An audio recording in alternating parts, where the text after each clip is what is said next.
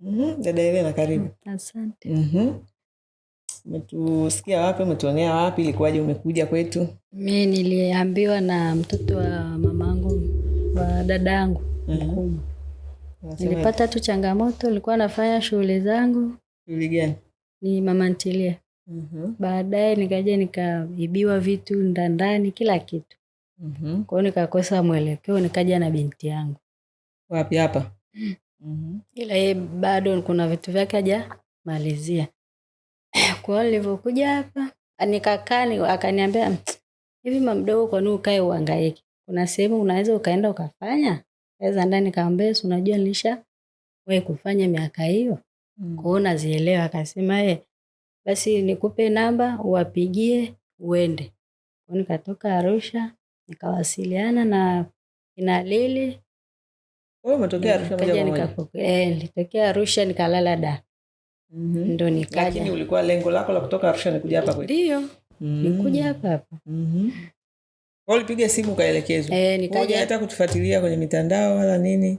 Wewe uliamini tu?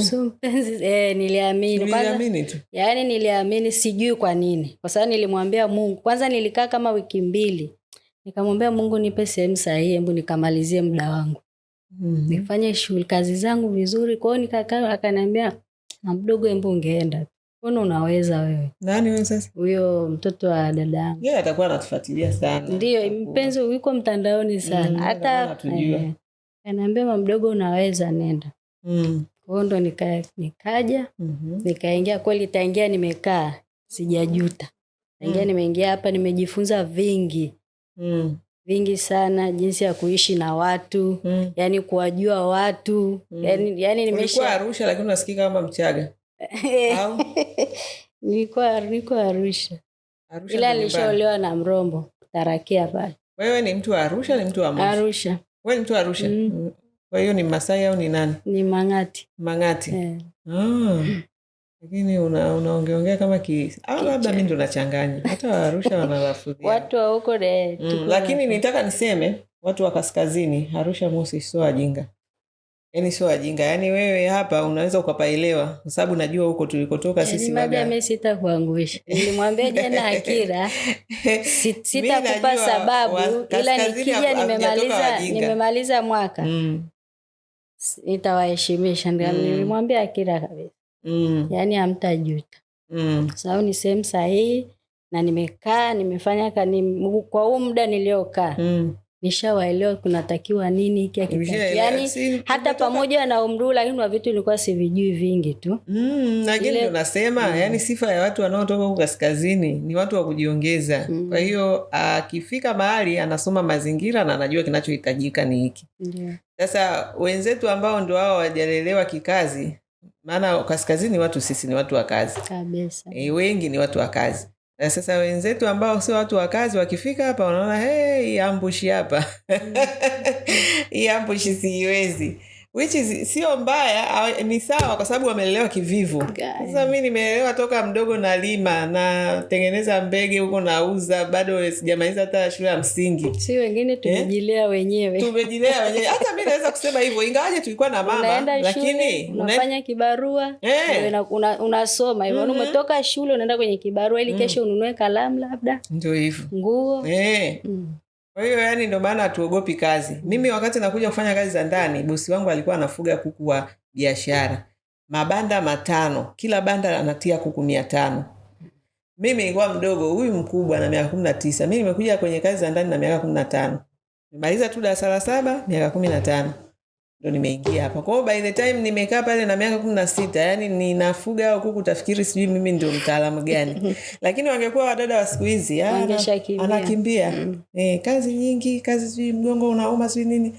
Kumbe zile kazi mimi ndio zimeniandaa kuwa mpambanaji. Kwa sababu baada ya pale pia maisha yakuwa rahisi, uingie kwenye biashara kama nilivyomwambia shoga yangu pale.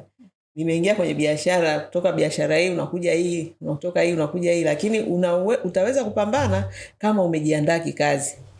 Yaani umeuzoesha mwili wako kazi. Uamka mapema. Mimi wakati nauza sambusa inabidi niamke saa 8. Nianze kuchoma sambusa.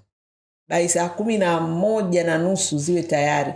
niende nikapande basi niende posta. Saa 12 kamili wakati watu wanaingia maofisini, niko pale na kapu langu la sambusa. Nimeamka saa 8. Ukija kuanza kuandaa hizo manda za sambusa zile za nini, upite kwanza sokoni, uchukue vitu, uende ukaziandae, umalize. Namaliza saa 6. Nimemaliza siku nimewahi saa 5. Sasa wewe saa 5 alafu naamka saa 8. Dada wa kazi anasema, mimi yaani kazi ni ngumu, unachelewa kuamka unafanyaje? Unachelewa kulala, unawahi kuamka. Lakini unavyoenda kwenye biashara yako, unalala masaa 2 au 3. Kwa sababu ni biashara yako, inabidi uamke. Ndio? Mmesikia jamani? Kwa hiyo kwenye biashara kuna ugumu zaidi ya kwenye ajira. Ndio maana ukiwa umepata sehemu unachelewa kulala, unawahi kuamka, fanya mazoezi, kwa sababu Mungu anajua hatua unayokwenda inakuhitaji stamina hiyo. Unaelewa? Sio kwamba ni unyanyasaji. Ndio kazi ndio unaandaliwa ili hatima yako huko mbele uweze kuifikia vizuri. Haya, mimi sina shaka na dada Helena, ingawaje nikisikia mambo meusi pia sitashangaa, lakini mimi huwa unajua Biblia inasema utawajua kwa matendo yao, sio maneno. Hapa kuna kuaga na maneno mengi, ila mtu ana uwezo wa kujinadi. Lakini mimi ninachosema, baada ya kujinadi sasa tunakuja kwenye vitendo. Hapo ndio tutajua. Lakini kwa kweli kwa wewe na kupongeza kwa sababu ulikutana na kundi lililomwaga visumsumu vyao hapa. Wewe peke yako ndio umesurvive upo, lakini wengine wote waliondoka. Kwa hiyo pia tayari imenionyesha saini kwamba wewe unajielewa, unajitambua, kwa sababu ulikutana na mama mtu mzima kuliko wewe. Ana miaka 52, kakimbia kwa sababu ya maneno ya watoto wadogo.